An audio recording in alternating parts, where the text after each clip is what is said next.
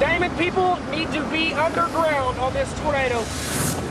A massive mile-wide tornado with 200-mile-per-hour winds bears down on the small city of Moore, Oklahoma. In its path, an elementary school. Calm down! As a teacher, you're not supposed to lose control. And a hospital.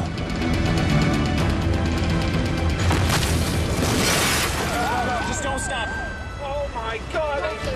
For nearly an hour, storm chasers track the tornado as it rips a community apart. In the end, 24 people lose their lives. Just days later, more Oklahoma tornadoes bring deadly danger. We're gonna die! This is the inside story of some of the most powerful tornadoes in history, through the eyes of those who lived it. Time after time, tornadoes have taken lives in this one small town. Will science ever be able to better predict these killer storms?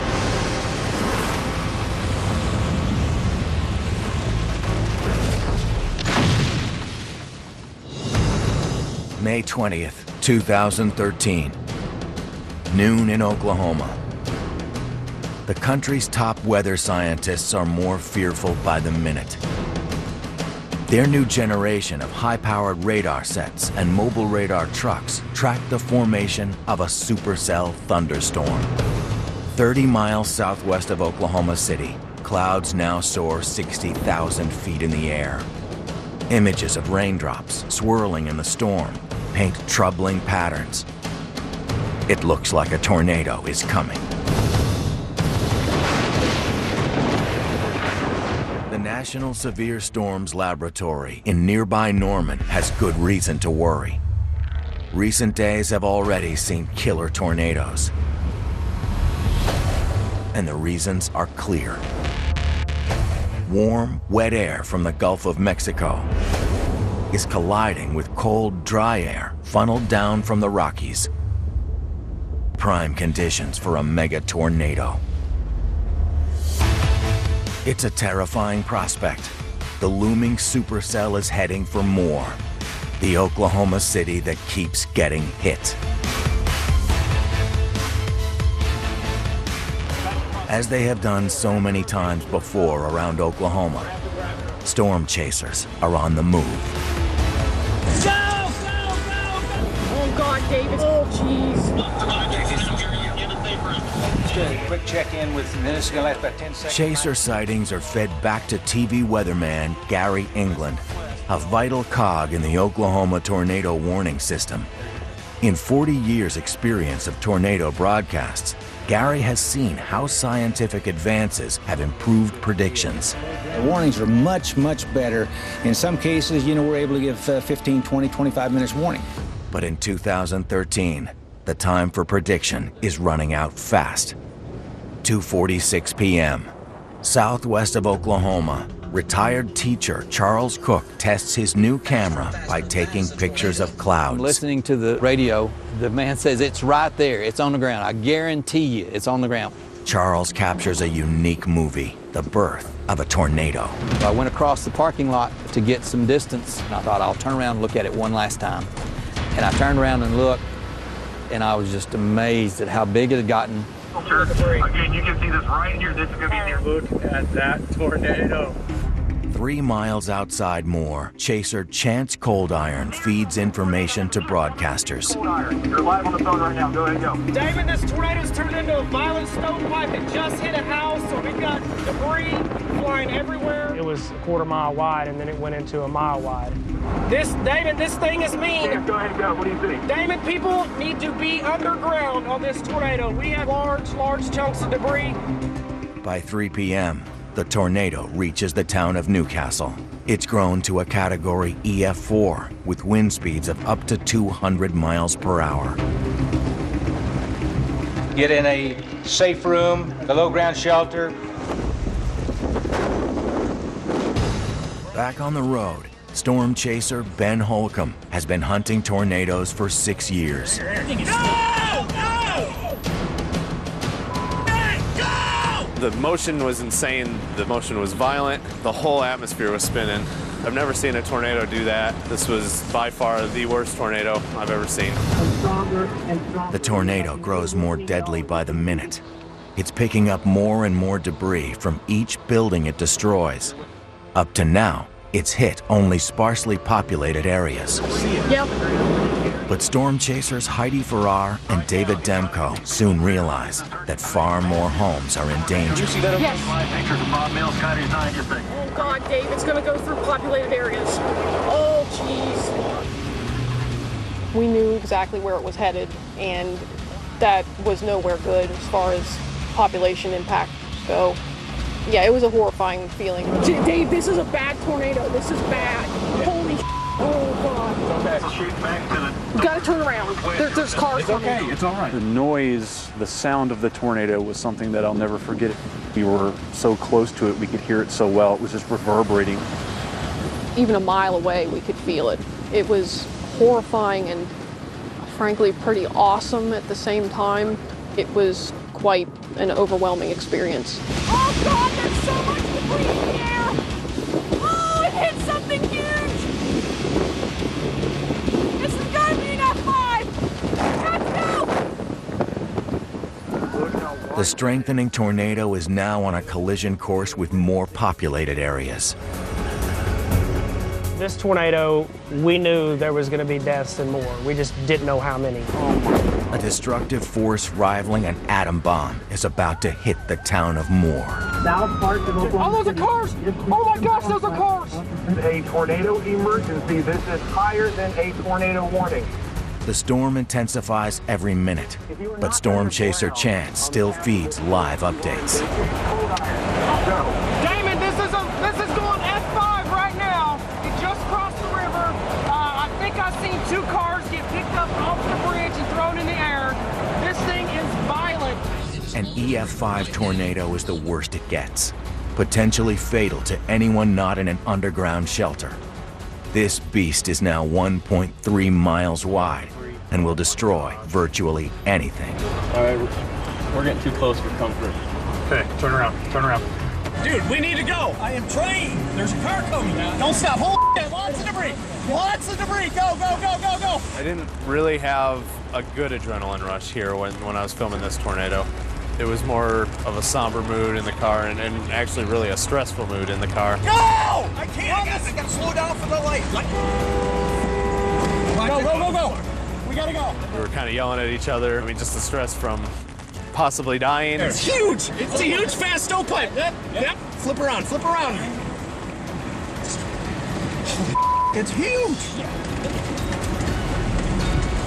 The tornado is now bearing down on the outskirts of Moore. Population 55,000. To the southwest of the city, as she gets close to the monster, storm chaser Heidi is reaching her limit. From this stuff. Oh my God, we're getting hit with debris. Okay. I know. Wait, pull up here, and then stop for a little bit. Oh! Take it. I don't know what to do. Just take it. I'm sorry, I am. This is the most violent tornado I've ever seen by far. What is that person doing? You got it? Yes. Oh my God, it just hit somebody's house. There's a house spinning around in the air. Get out of here! 3:10, the monster hits town. This has turned into a massive tornado. As you can see, just a humongous tornado here. Knowing that was coming through the city of Moore in a heavily populated area, and knowing that there was nothing I could do to help anybody, and knowing that people were going to die was absolutely the worst feeling that I've had in my life. For the residents of Moore, it's too late to run. In the heart of town, college students Charles Gafford and Alex Rodriguez don't yet realize the danger that's coming their way. We could see it, football field away from us, and we saw the houses get picked up by the tornado. At that moment, we realized our lives were in danger. Chucky, come on, let's go, bro. Yeah, I see debris. Let's go. The teenagers leap into Alex's storm shelter, but refuse to stop filming. We decided to take out our phones and stick them through the vent holes of our storm shelter. and then we proceeded to record. Unbelievably, the tornado powers past directly above them. It was just terrifying. There was a lot of fear. It sounded like a really large train just busting through everything. You could hear debris flying everywhere. You know, houses were getting leveled. There's tires flying, pieces of sheet metal were going through houses. You could definitely feel the suction as it started to get closer, which it kind of let us know how powerful the storm really was. It was really nothing to mess around with.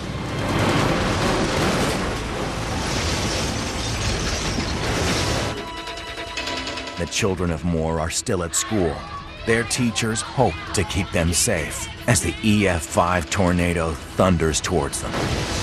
But nothing on Earth can stop a mile-wide tornado.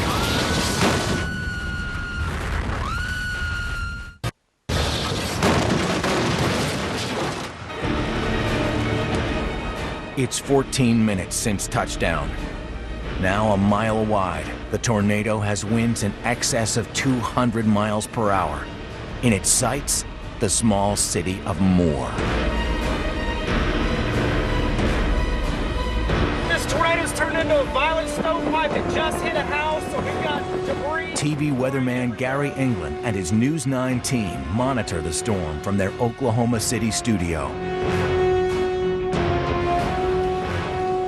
Gary, we think that video on the left is Briarwood Elementary, which is at 134th near Robinson's, kind of by Santa Fe. There are children trapped. The Briarwood Elementary School sits right in the line of fire. Hundreds of children are inside. No time to evacuate. Listen! Fifth grade teacher Robin Diedzik and her students are trapped in a school bathroom. She films on her cell phone as she tries to keep them calm and safe. The power went out, and I thought that's going to scare the children. Calm down! I said, it's okay. That means it could have just hit something miles away. She's armed with just a whistle and a flashlight, but Robin is trying to keep order. Listen! Despite the kids screaming, nobody could mistake a tornado's approach. We could hear it coming.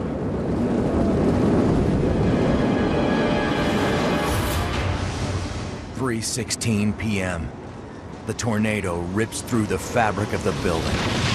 Deadly missiles fire out in all directions.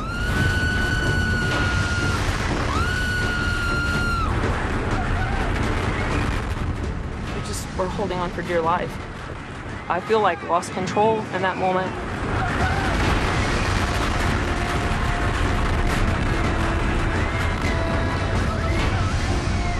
And then I tried to regain it because as a teacher, you're not supposed to lose control in front of your children. Jackie, Benji, look.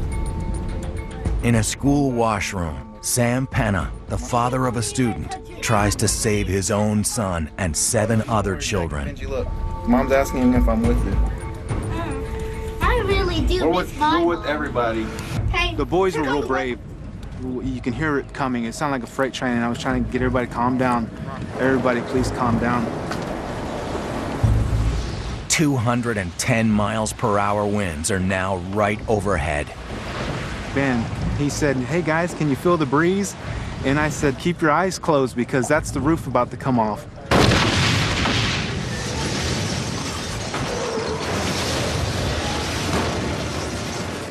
I just remember telling you, hold on to me as much as you can. But the bathroom walls are falling in on the children. Sam has just his bare hands and brute strength to hold up the weight. One wall in particular had started to fall on us. The cinder blocks then started coming down, and they were on my arms, and I just held them as tight as I could. They were just stacking on my arms. I wanted to get us out of it. And I remember pushing this entire wall off and just throwing it as hard as I could. Along the corridor, Robin is struggling to stay strong for her students.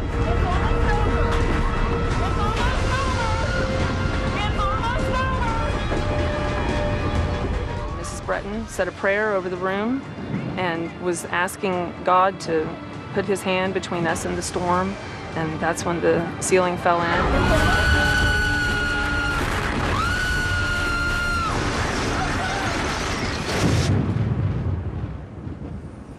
After 60 seconds of terror, the tornado clears Briarwood, leaving chaos and confusion in its wake.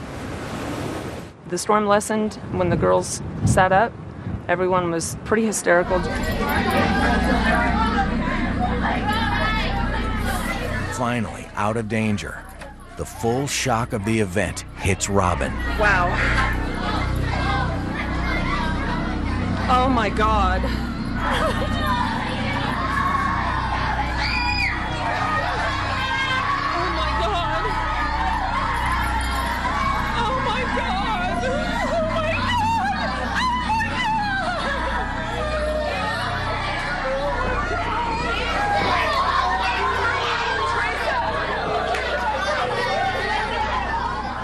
I saw my classroom and I lost it for a minute. My classroom, I wanted to drop down to my knees and sob. Oh my God!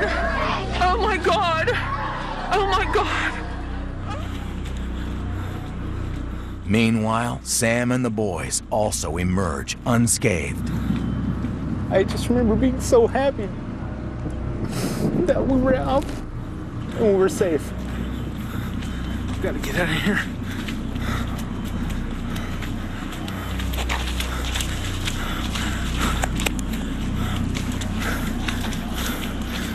Me and Benji got out and a bunch of his classmates, so we're good. We're looking for help right now, trying to go to the front.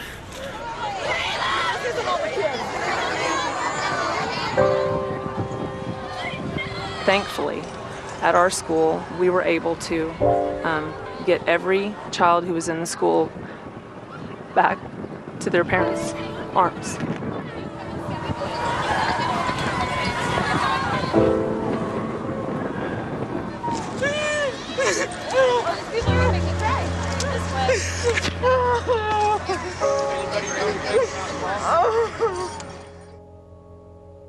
Miraculously, everyone trapped at Briarwood Elementary School survives.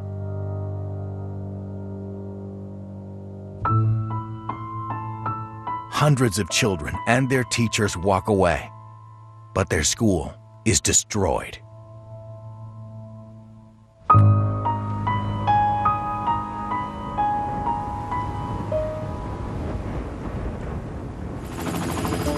Like a crime scene detective, tornado experts are analyzing the devastation. Structural engineer Tim Marshall is an expert in assessing the impact of storms. This is the Briarwood Elementary School. Look at the amount of damage to that school right there. It is complete destruction. It's amazing that this school was not a scene of a lot of loss of life. One of the reasons for that was some of the teachers asked the children to put their desks up against the wall. As the walls toppled, they sought shelter underneath those desks, and that was the saving grace. The tornado rampages on from Briarwood Elementary. But another school, packed with hundreds of children and dozens of teachers, is just moments from impact.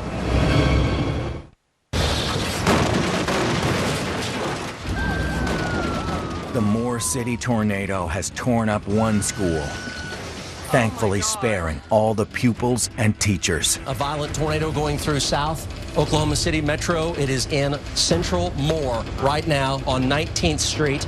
It is over those neighborhoods right now. Now, at the peak of its destructive power, it's headed straight for another school. I heard a police officer in South Oklahoma, from South Oklahoma City, say over the scanner, everything to the south of here is obliterated. Desperate parents rush to Plaza Towers Elementary School to safeguard their children. Frantically searching for his 9-year-old son, Zach, his local parent, Scott Lewis. Principal saw me coming and threw open the door and said, "You know where he is." So I ran down the hall, grabbed my son, and got him out in the truck. We got right back here, and I could see the tornado down at the end of the street behind the last house, and it was just an eerie feeling. Scott gets his son into their storm shelter back home, just a quarter of a mile from the school. And I said, hey, we have to get in now. We had about a minute before the storm hit. And you sit kind of canoe style, we call it. Crouched down here, pulled this lid shut, and locked it. I could hear debris hitting the house. Your ears pop like when you're in an airplane. And then I could tell by my vents that the garage was gone because it was dark. And then all of a sudden it's light.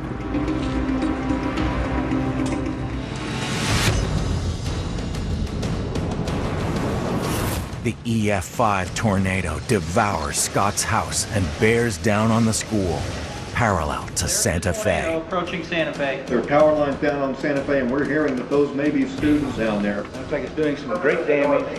What we call a debris ball. It's huge. Oh my God! 3:21 p.m.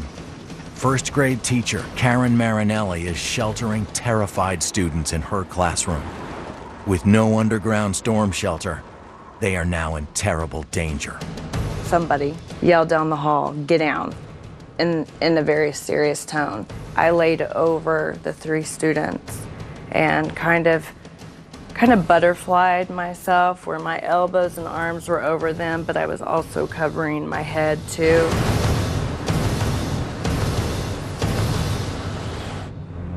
Teacher and parent Anna Kennedy runs for cover in a neighboring classroom. The kindergarten teacher, Miss Simons, had as many as she could hold, and I just got on top of the rest of them, including my daughter. And we just held on and we prayed out loud. Right after that, glass started breaking, and that's when I knew, like, this is gonna get really bad. It just sounded like a train was just riding right through our building. It was horribly loud. It got really, really dark. And we just kept telling them it was gonna be okay. It was gonna be okay.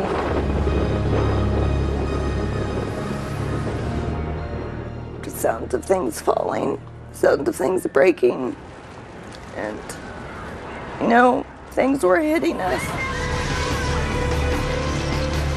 The 200-mile-per-hour winds barrel through the school. The roof tears off. Walls collapse. Children and teachers are exposed to tornado fury. Then something really, really heavy crashed down on me.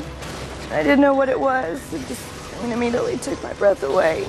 It just landed on my lower back all the way down to my legs, and it just kind of smashed my pelvis down into the ground and my legs too. Karen's husband Dominic is 15 miles south in Norman as the horror unfolds at the school. She started sending texts, and what she was saying, she was scared. After that, I couldn't get through to her at all. I couldn't move. I couldn't move at all. It hurt, and I was scared to death for these little kids. One of them, I could hear him crying, screaming, "What's going on?" We were covered in dirt and brick and block. It seemed to me like it lasted forever, and I just knew the next blow, you know, was gonna be on our heads, and we were gonna be gone. Then all of a sudden it was just over, and then all you could hear was screaming. All around that Moore area, IMSA's responding to multiple injuries. We are hearing that there are a number of people who are trapped underneath debris right now. Probably went another 25 minutes without hearing from her. And when I did, it was first in the form of 2 or 3 texts. One that said, "Help me." Not a minute after that, she was able to call me, and I heard her screaming. Even though it was a voice in agony and pain, it was still such a relief to hear that. The winds are now so strong, they throw cars in all directions.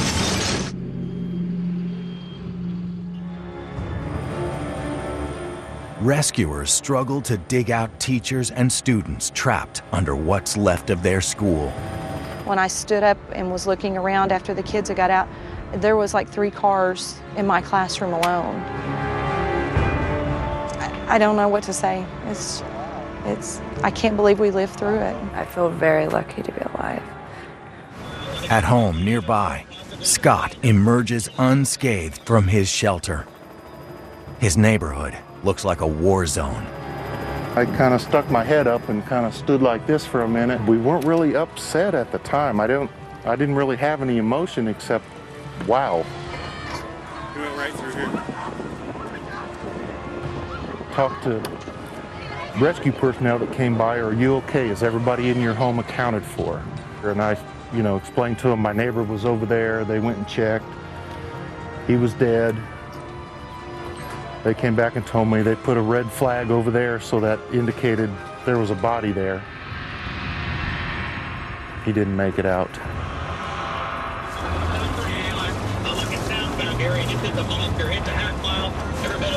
Under ever-darkening skies, the tornado powers onwards. Behind it, there are emotional scenes as children and parents are reunited. But there are some who never made it. At Plaza Towers, the 2013 tornado takes the lives of 7 children, all known to Scott's son, Zach. One thing I still think about is that I couldn't help more of those kids. Back at the school, Oklahoma State Police Sergeant Jeremy Lewis surveys the damage. Our cameras exclusively allowed in with him.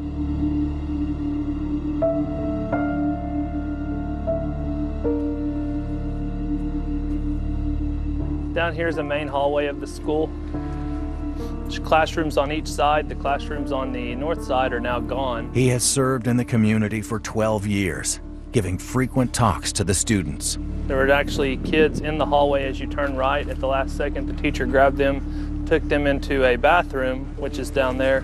The hallway they were in is now gone. These are first grade classrooms here. The students in all of these classrooms went to the end of this hallway down here. They took shelter in this area here. The teachers that were pinned by this wall, fell in. There was also a vehicle that came in on the wall. There's only 3 rooms left in the main area of the school, the interior part of the school, that still have any roof left. There was a lot of debris that came through the windows.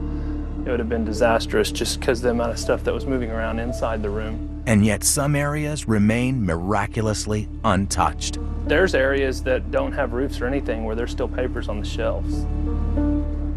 I don't know that we'll ever understand that. Structural engineer Tim Marshall visits the site to work out why 7 young lives were tragically lost. This structure is a combination of a steel frame structure and concrete masonry walls. And part of the reason why this building was so deadly was a lot of those walls collapsed. And unfortunately, they collapsed on kids that were trying to seek shelter up against those walls. This thing is not letting up from what we're seeing here on the air. 3:22 p.m. The tornado has been terrorizing the city of Moore for 26 minutes. Behind it lies a trail of destruction 10 miles long. But for terrified residents, the ordeal is far from over. Now, the spinning monster is charging towards the medical center.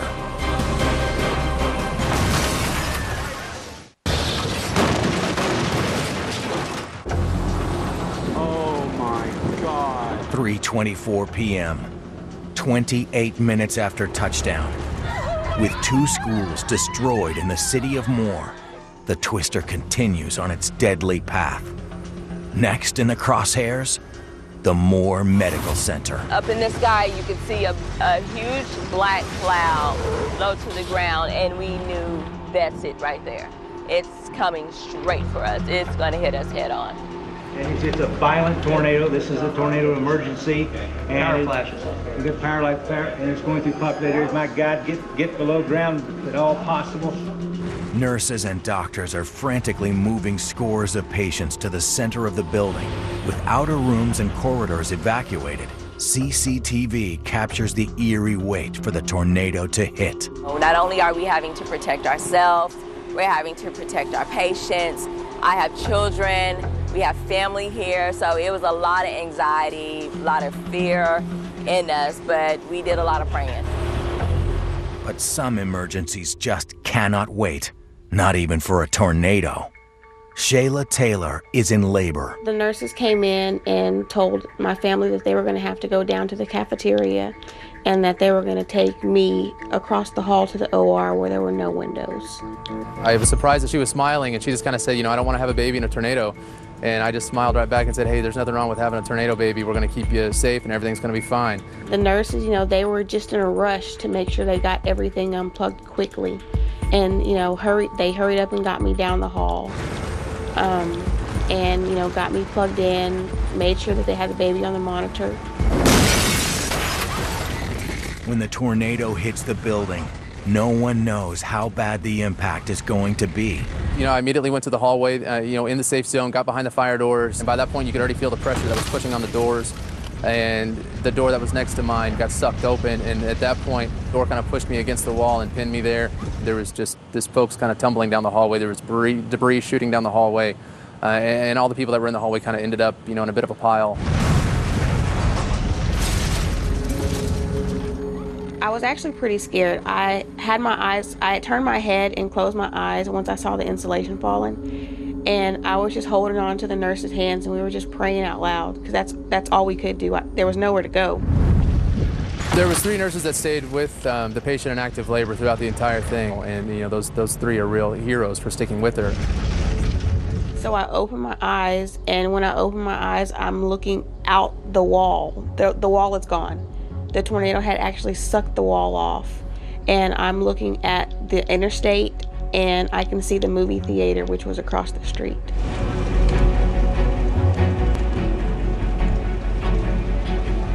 Shayla was sure of one thing. Her baby was better off right where it was. The safest place during that tornado for my son to be was in me. Like, it was best for me to be pregnant than to have a newborn with me in the hospital.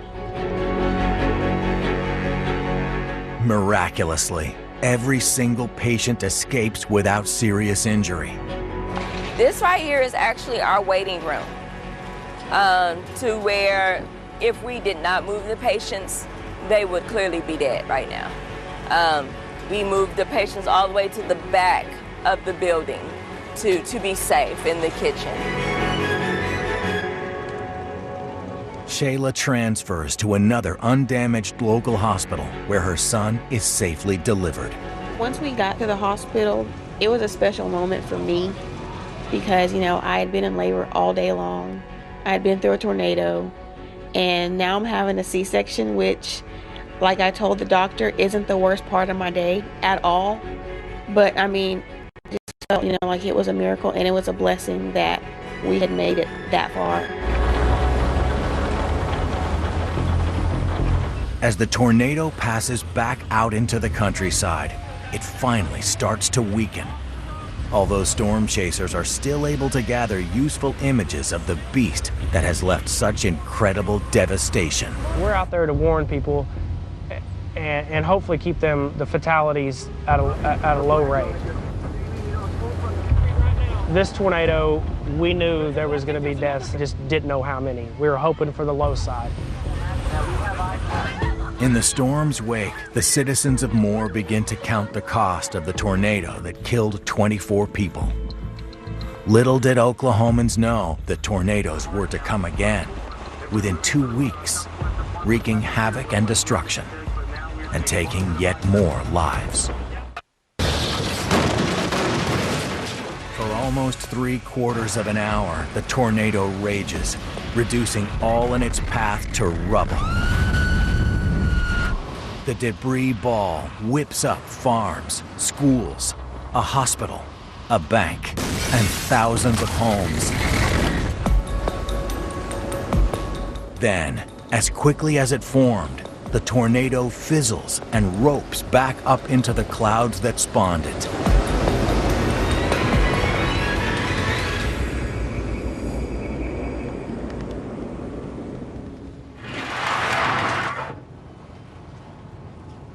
Residents come out from emergency shelters, bathrooms, any place offering refuge from the storm. It was a monster tornado, the highest level of wind speeds that we can see, and unfortunately it took the worst possible path through a highly populated area at a time of the day when many people were out. It's as bad as it gets. During its 17-mile existence, the tornado claims 24 lives. Damage is so extensive that it rates as one of the costliest tornadoes ever. Yet this is far from being the first time, and certainly not the last, that the city of Moore is hit by a devastating tornado. It's been in the firing line more than 20 times since records began, with 3 major strikes since 1999. In that year, an EF5 tornado, with the fastest wind speeds ever recorded on Earth, killed 36 and injured 583. It is in the heart of Tornado Alley. But why should Moore in particular be hit so often?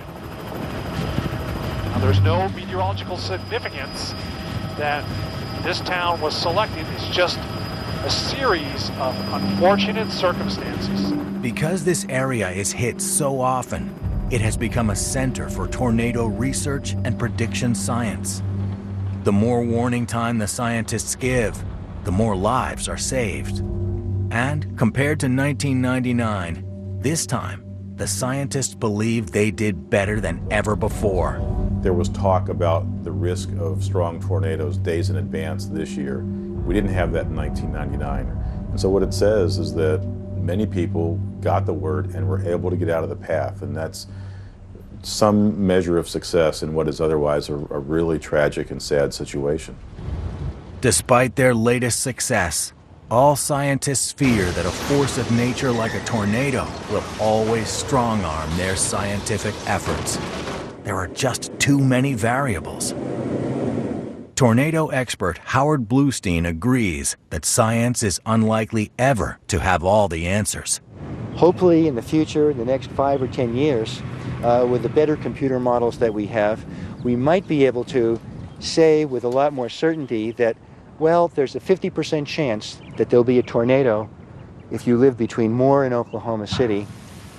But I don't think we'll ever be able to say that a storm will move in this particular direction at this particular time.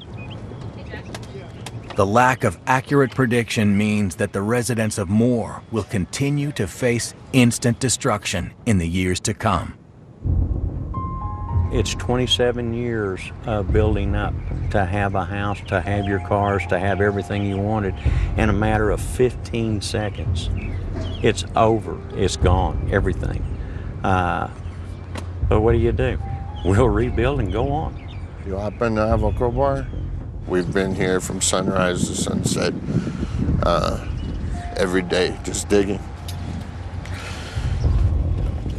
You'll hear the saws. They're over there trying to dig for my memories.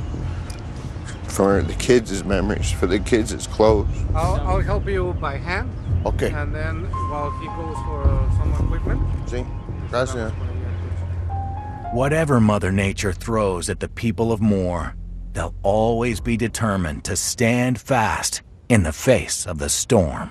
I'm so proud to be from Oklahoma, so I didn't want to sit on my couch and just do nothing, so he brought a bunch of like hamburger meat and just a bunch of stuff we're just gonna grill, let anybody who's working come eat it. That's my granddaughter's cat. Last time my daughter saw her cat was Monday morning before she went to school, and now we found her in the rubble.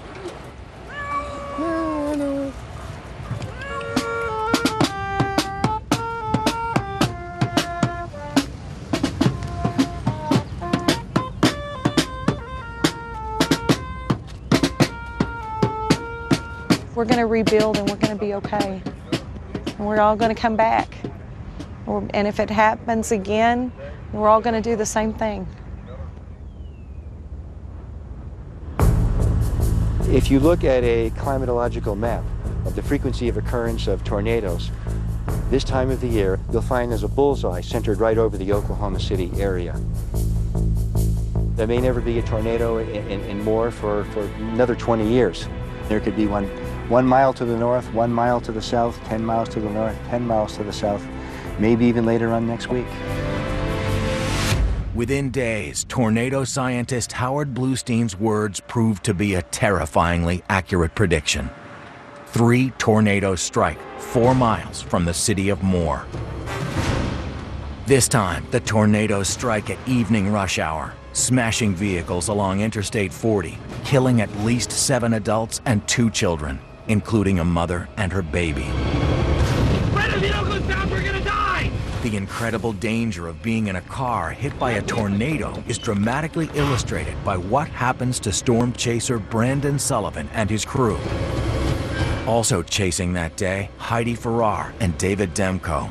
They were traumatized by the May 20th storm, but now they're back on the chase again, capturing this amazing footage. These were multi-vortex tornadoes, the third of them tearing through neighborhoods near Moore, which survived the May 20th storm unscathed. 80,000 Oklahomans are left without power. 2,000 passengers at Rogers World Airport hide in underground tunnels. This time, Plaza Tower school teacher Anna Kennedy, who survived the May 20th storm, loses her home. Rapidly rotating, about 200 yards to our east. 200 yards to our east.